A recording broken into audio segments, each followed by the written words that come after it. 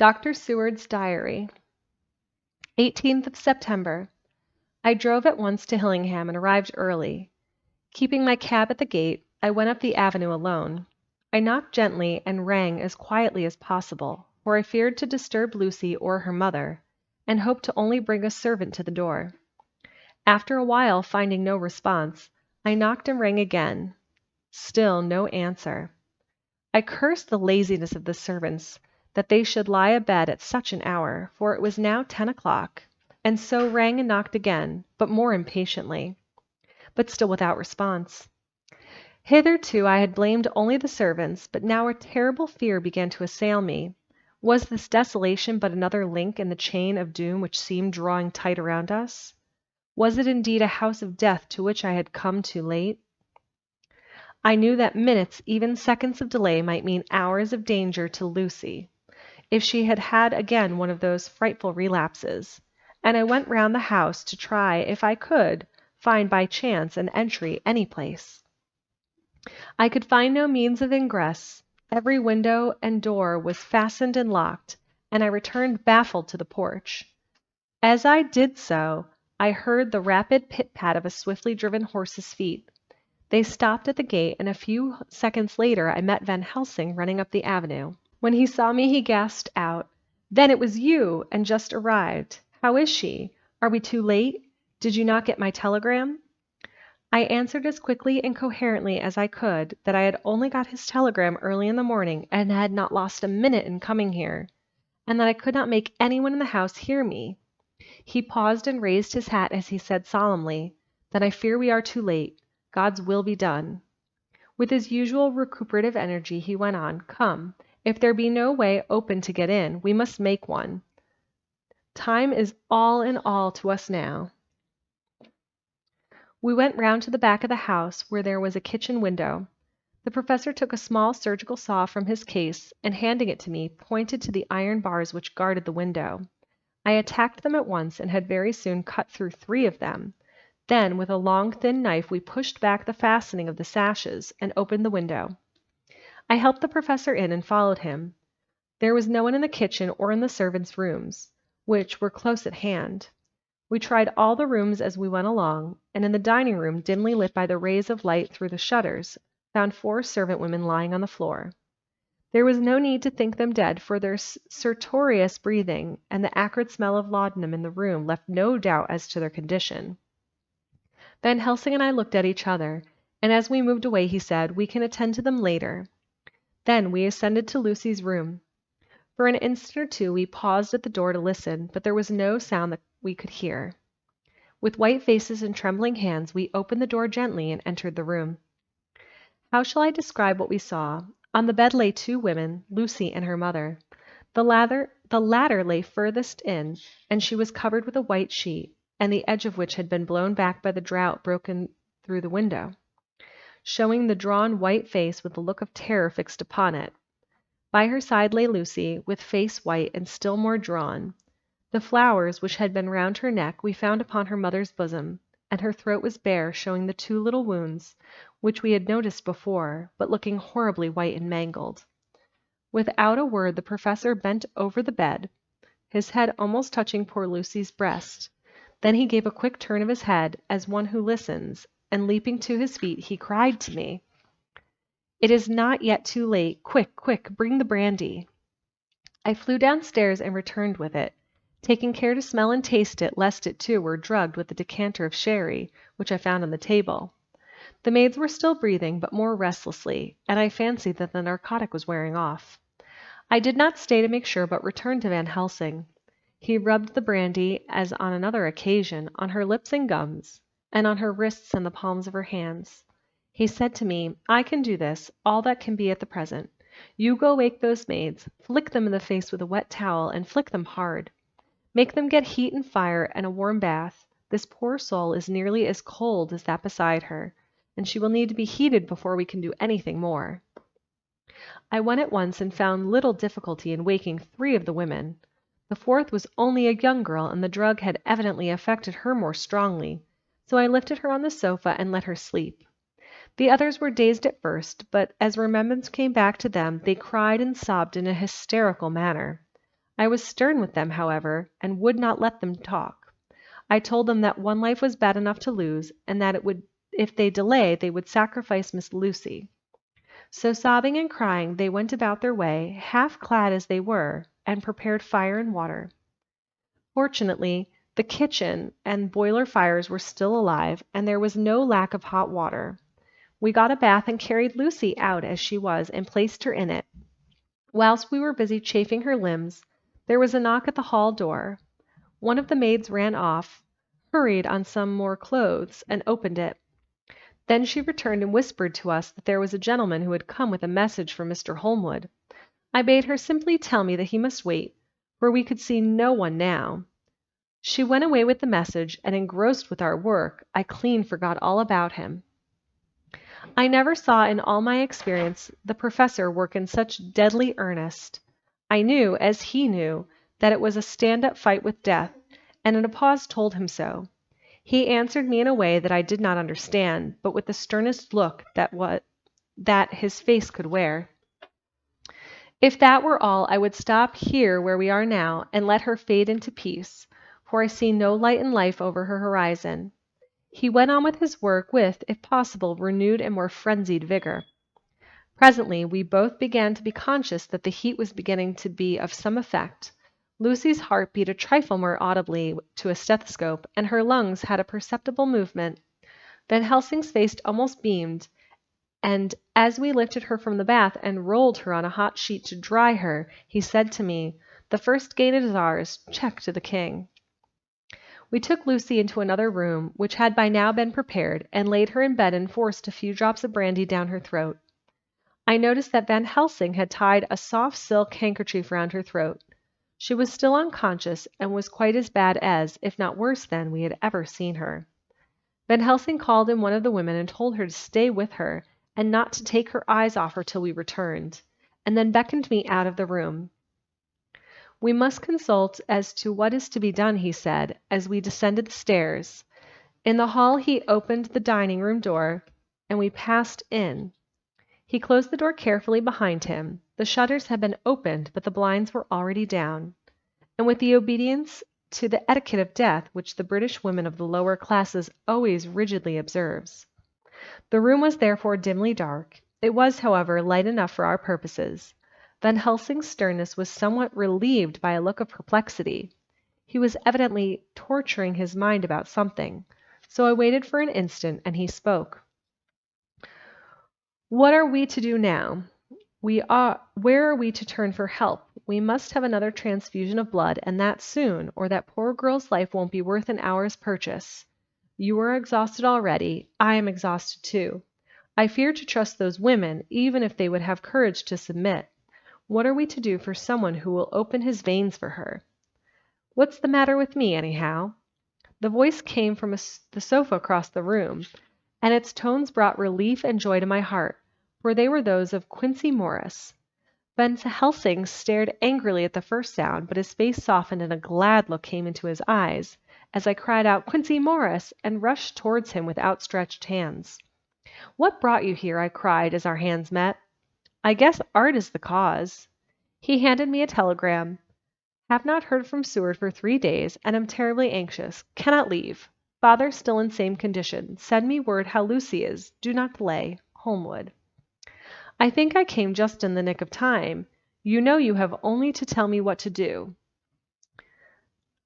Van Helsing strode forward and took his hand, looking him straight in the eyes as he said, "A brave man's blood is the best thing on earth when a woman is in trouble. You're a man, and no mistake. Well, the devil may work against us for all he's worth, but God sends us men when we want them." Once again we went through that ghastly operation. I have not the heart to go through with the details. Lucy had got a terrible shock, and it told on her more than before, for though plenty of blood went into her veins, her body did not respond to the treatment as well as on the other occasions. Her struggle back into life was something frightful to see and hear. However, the action of both heart and lungs improved, and Van Helsing made a subcutaneous injection of morphia, as before and with good effect. Her faint became a profound slumber. The professor watched whilst I went downstairs with Quincy Morris, and sent one of the maids to pay off one of the cabmen who were waiting. I left Quincy laying down after having a glass of wine, and told the cook to get ready a good breakfast. Then a thought struck me, and I went back to the room where Lucy was. Now I came softly in. I found Van Helsing with a sheet or two of notepaper in his hand. He had evidently read it, and was thinking it over as he sat with his hands to his brow. There was a look of grim satisfaction on his face, as of one who has had a doubt solved. He handed me the paper, saying only, "It dropped from Lucy's breast when we carried her to the bath." When I had read it, I stood looking at the professor, and after a pause asked him, "In God's name, what does it all mean? Was she, or is she mad? Or what sort of horrible danger is it?" I was so bewildered that I did not know what to say more. Van Helsing put out his hand and took the paper, saying, "Do not trouble about it now. Forget it for the present. You shall know and understand it all in good time. But it will be later. And now, what is it that you came to say to me?" This brought me back to fact, and I was all myself again. "I came to speak about the certificate of death. If we do not act properly and wisely, there may be an inquest, and that paper would have to be produced. I am in hopes that we need have no inquest, for if we had, it would surely kill poor Lucy, if nothing else did. I know, and you know, and that other doctor who attended her knows, that Mrs. Westenra had disease of the heart, and we can certify that she died of it. Let us fill up that certificate at once, and I shall take it myself to the registrar and go on to the undertaker."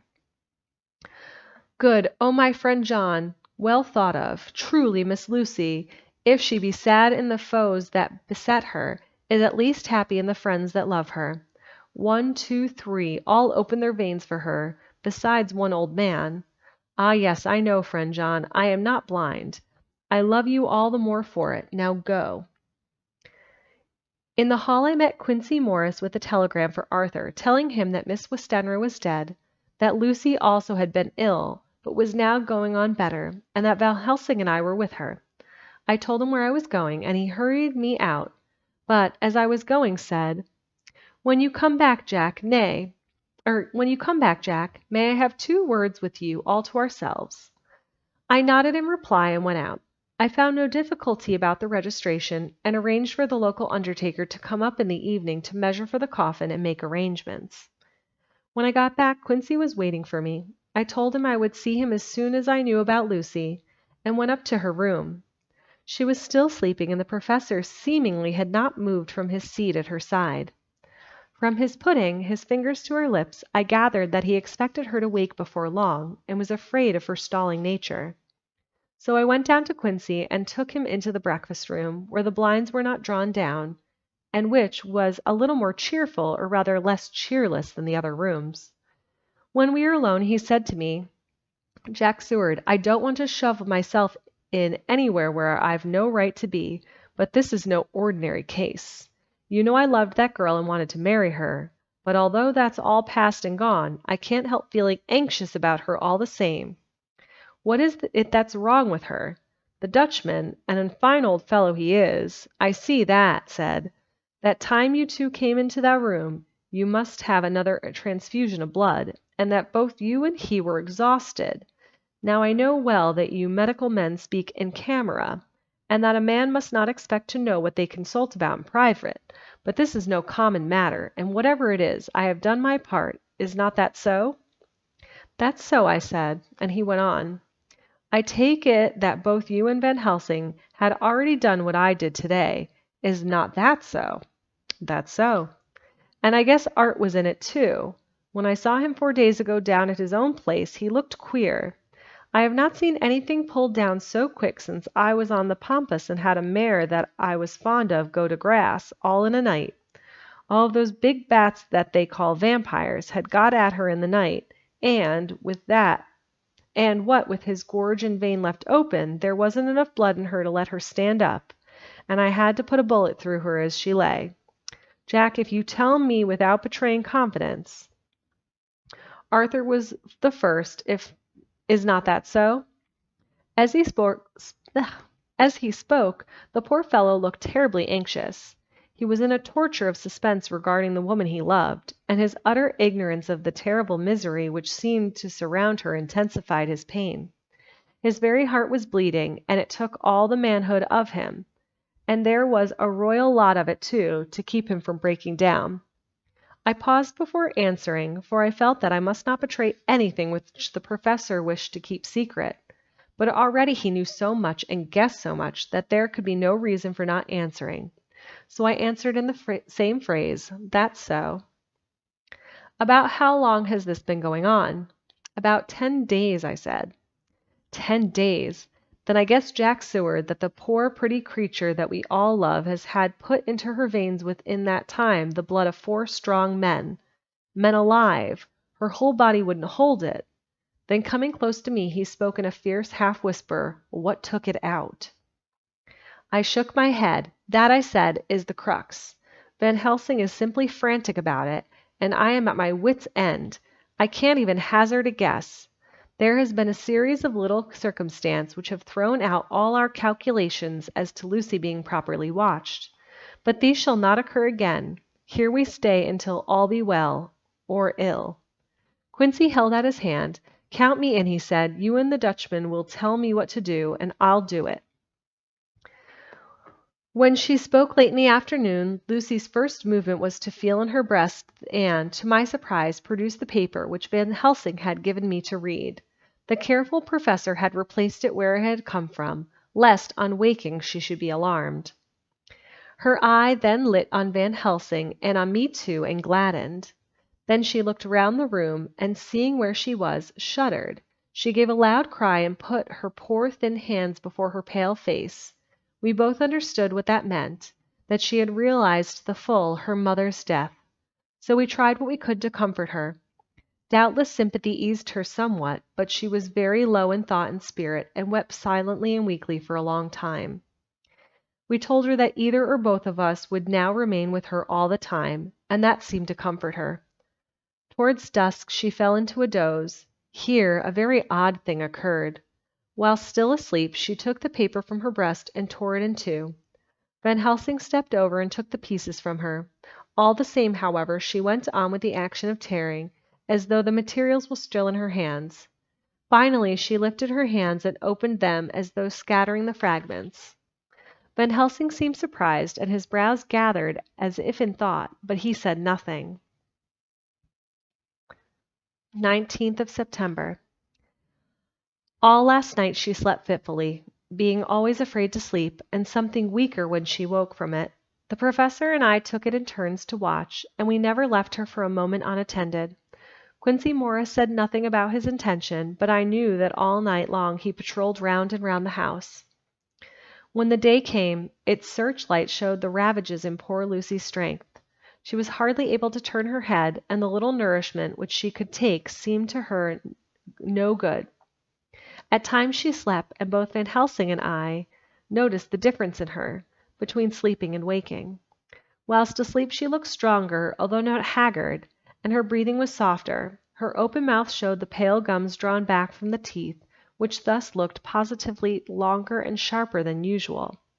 When she woke, the softness of her eyes evidently changed the expression, for she looked her own self, although a dying one. In the afternoon she asked for Arthur, and we telegraphed for him. Quincy went off to meet him at the station. When he arrived it was nearly 6 o'clock, and the sun was setting full and warm, and the red light streamed in through the window and gave more color to her pale cheeks. When he saw her, Arthur was simply choking with emotion, and none of us could speak. In the hours that had passed, the fits of sleep, or the comatose condition that passed for it, had grown more frequent, so that the pauses when conversation was possible were shortened. Arthur's presence, however, seemed to act as a stimulant. She rallied a little and spoke to him more brightly than she had done since we arrived. He too pulled himself together and spoke as cheerily as he could, so that the best was made of everything. It is now nearly 1 o'clock, and he and Van Helsing are sitting with her. I am to relieve them in a quarter of an hour, and I am entering this on Lucy's phonograph. Until 6 o'clock they are to rest. I fear that tomorrow will end our watching, for the shock has been too great. The poor child cannot rally. God help us all. Letter, Mina Harker to Lucy Westenra. Unopened by her, 17th of September. My dearest Lucy, it seems an age since I heard from you, or indeed since I wrote. You will pardon me, I know, for all my faults when you have read all my budget of news. Well, I got my husband back all right, and we arrived at Exeter. There was a carriage waiting for us, and in it, though he had an attack of gout, Mr. Hawkins. He took us to his own house, where there were rooms for us, all nice and comfortable, and we dined together. After dinner Mr. Hawkins said, "My dears, I want to drink your health and prosperity, and may every blessing attend you both. I know you both from children, and have with love and pride seen you grow up. Now I want you to make your home here with me. I have left to me neither chick nor child. All are gone, and in my will I have left you everything." I cried, Lucy dear, as Jonathan and the old man clasped hands. Our evening was a very, very happy one. So here we are, instilled in this beautiful old house, and from both my bedroom and drawing room I can see the great elms of the cathedral close, with their great black stems standing out against the old yellow stone of the cathedral, and I can hear the rooks overhead cawing and chattering and gossiping all day, after the manner of rooks and humans. I am busy, I need not tell you, arranging things and housekeeping. Jonathan and Mr. Hawkins are very busy all day, for now Jonathan is a partner. Mr. Hawkins wants to tell him all about the clients. How is your dear mother getting on? I wish I could run up to town for a day or so to see you, but I dare not go yet with so much on my shoulders, and Jonathan wants looking after still. He is beginning to put some flesh on his bones again, but he was terribly weakened by the long illness. Even now he sometimes starts out of his sleep in a sudden way and awakes with trembling until I can coax him back to his usual placidity. However, thank God, these occasions grow less frequent as the days go on, and they will in time pass away altogether, I trust. And now I have told you my news, let me ask you yours. When are you to be married, and where? And who is to perform the ceremony? And what are you to wear? And is it to be a public or private wedding? Tell me all about it, dear. Tell me all about everything, for there is nothing which interests me, which interests you, which will not be dear to me. Jonathan asks me to send his respectful duty, but I do not think that is good enough from the junior partner of the important firm of Hawkins and Harker, and so, as you love me and he loves me, and I love you with all the moods and tenses of the verb, I send you simply his love instead. Goodbye, my dearest Lucy, and all blessings on you. Yours, Mina Harker. Letters from Patrick Hennessy, M.D., M.R.C.S., LKQ-CPI, etc., etc., to John Seward, M.D. 20th of September. My dear Sir, in accordance with your wishes, I have enclosed a report of the conditions of everything you left in my charge. With regards to patient Renfield, there is more to say. He has had another outbreak which might have had a dreadful ending, but which, as it fortunately happened, was unattended with any unhappy results. This afternoon a carrier's cart with 2 men made a call on the empty house, whose grounds abut ours, the house to which you will remember the patient twice ran away. The men stopped at our gate to ask the porter their way, as they were strangers. I was myself looking out of the study window, having a smoke after dinner, and saw one of them come up to the house. As he passed the window of Renfield's room, the patient began to rate him from within, and called him all the foul names he could lay his tongue to. The man, who seemed a decent fellow enough, contented himself by telling him to shut up for a foul-mouthed beggar, whereon our man accused him of robbing him and wanting to murder him, and said that he would hinder him if he were to swing for it. I opened the window and signed to the man not to notice, so he contented himself after looking the place over and making up his mind as to what kind of place he had got to by saying, "Lor bless you, sir, I wouldn't mind what was said to me in a bloomin' madhouse. I pity ye and the governor for having to live in the house with a wild beast like that." Then he asked his way civilly enough, and I told him where the gate of the empty house was. He went away, followed by threats and curses and revilings from our man. I went down to see if I could make out any cause for his anger, since he is usually such a well-behaved man. Except for his violent fits, nothing of the kind had ever occurred. I found him, to my astonishment, quite composed and most genial in his manner. I tried to get him to talk of the incident, but he blandly asked me questions as to what I meant, and led me to believe that he was completely oblivious to the affair. It was, I am sorry to say, however, only another instance of his cunning, for within half an hour I heard of him again. This time he had broken out through the window of his room and was running down the avenue. I called to the attendants to follow me, and he ran after them, for I feared he was intent on some mischief. My fears were justified when I saw the same cart which had passed before coming down the road, having on it some great wooden boxes. Men were wiping their foreheads and were flushed in the face, as if with violent exercise. Before I could get up to him, the patient rushed at them, and pulling one of them off the cart, began to knock his head against the ground. If I had not seized him just at the moment, I believe he would have killed the man then and there. The other fellow jumped down and struck him over the head with the butt end of his heavy whip. It was a terrible blow, but he did not seem to mind it, but seized him also, and struggled with the three of us, pulling us to and fro as if we were kittens. You know I am no light weight, and the others were both burly men.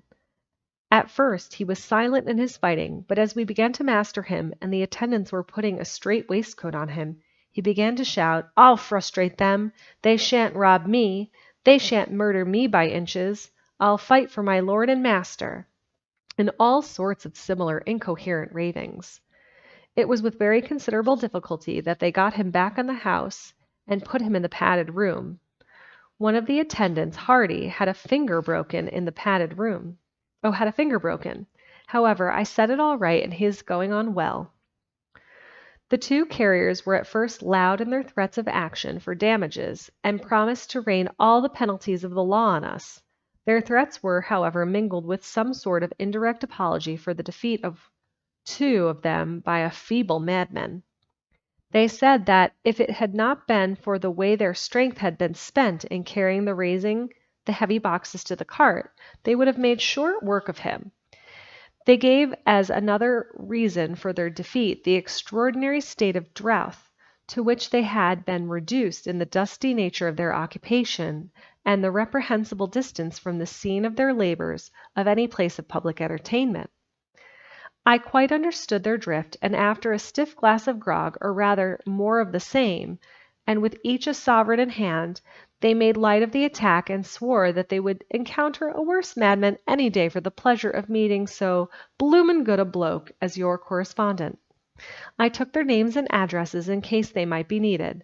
They are as follows: Jack Smollett of Dudding Rents, King George's Road, Great Walworth, and Thomas Snelling, Peter Parley Row, Guide Court, Benthall Green. They are both in the employment of Harris and Sons Moving and Shipment Company, Orange Masters Yard, Soho. I shall report to you any matter of interest occurring here, and shall wire you at once if there is anything of importance. Believe me, dear sir, yours faithfully, Patrick Hennessy. Letter Mina Harker to Lucy Westenra, unopened. 18th of September. My dearest Lucy, such a sad blow has befallen us. Mr. Hawkins has died very suddenly. Some may not think it so sad for us, but we have both come to so love him that it really seems as though we had lost a father. I never knew either father nor mother, so that the dear old man's death is a real blow to me. Jonathan is greatly distressed. It is not only that he feels sorrow, deep sorrow, for the dear, good man who has befriended him all his life, and now at the end has treated him like his own son and left him a fortune which to people of our modest bringing up is wealth beyond the dream of avarice. But Jonathan feels it on another account. He says the amount of responsibility which it puts upon him makes him nervous. He begins to doubt himself. I try to cheer him up, and my belief in him helps him to have a belief in himself. But it is here that the grief shock that he experienced tells upon the most. Oh, it is too hard that a sweet, simple, noble, strong nature such as his, a nature which enables him by our dear good friend's aid to rise from clerk to master in a few years, should be so injured that the very essence of its strength is gone.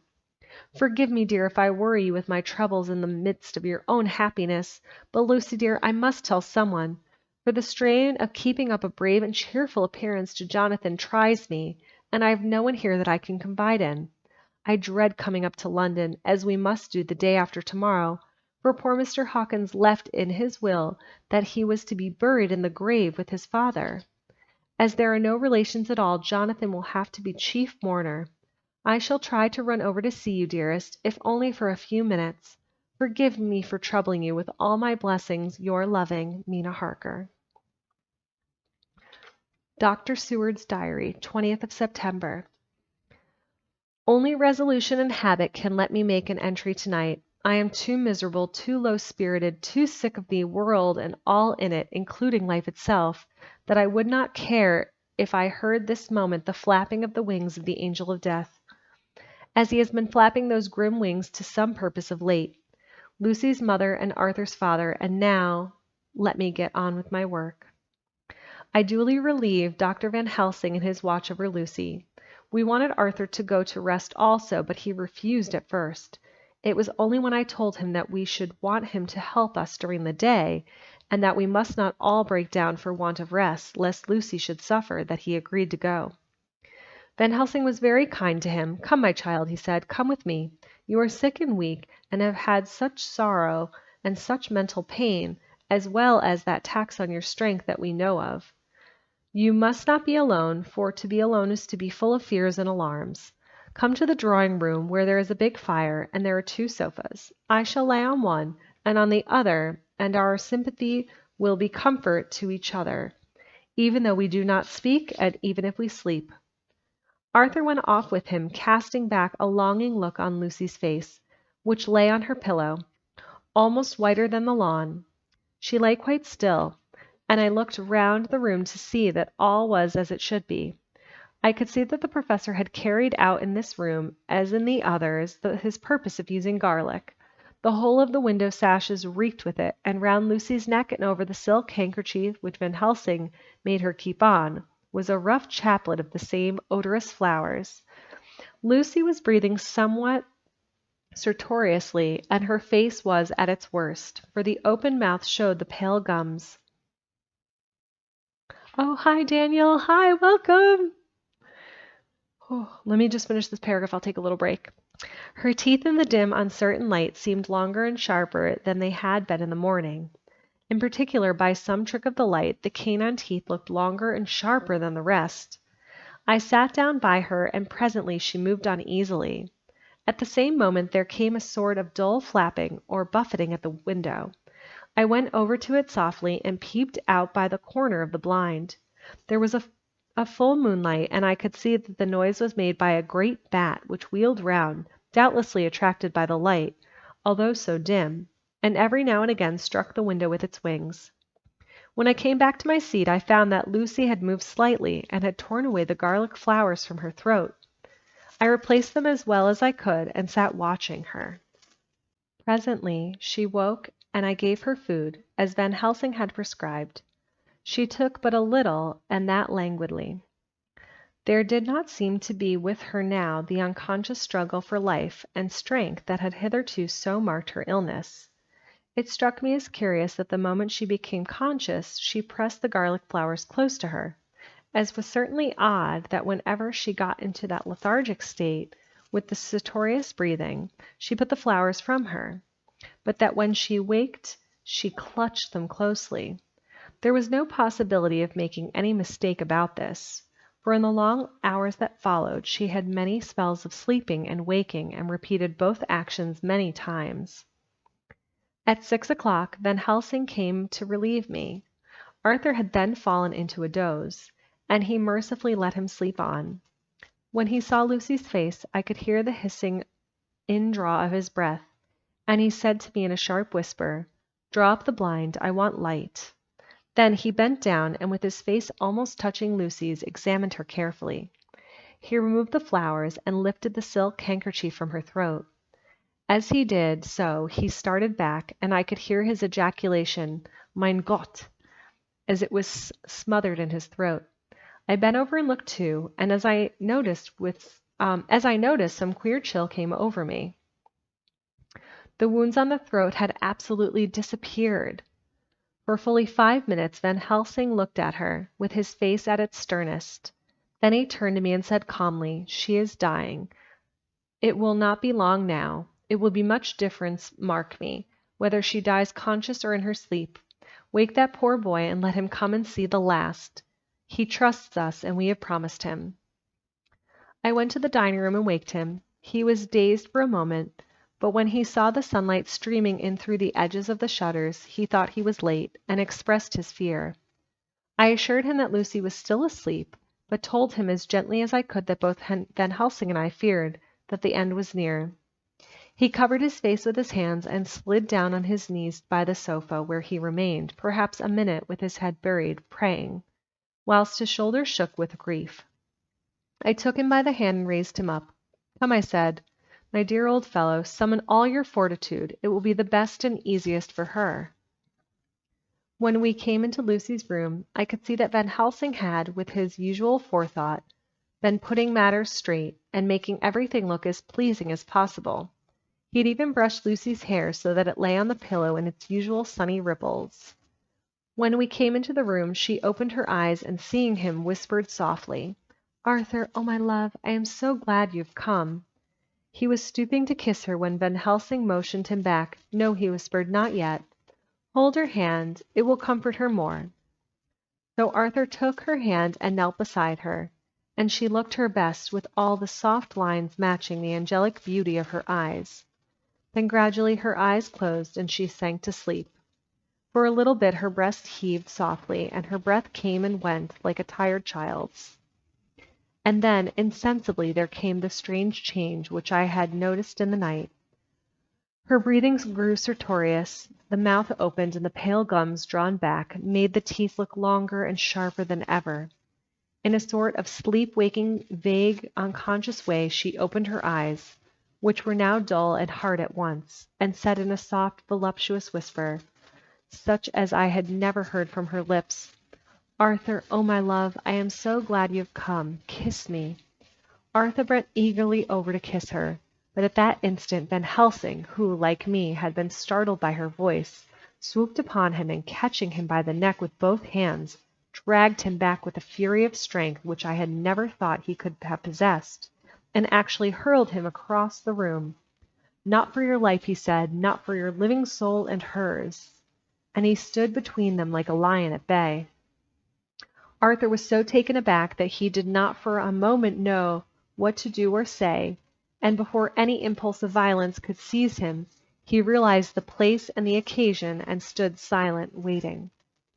I kept my eyes fixed on Lucy, as did Van Helsing, and we saw a spasm as of rage flit like a shadow over her face.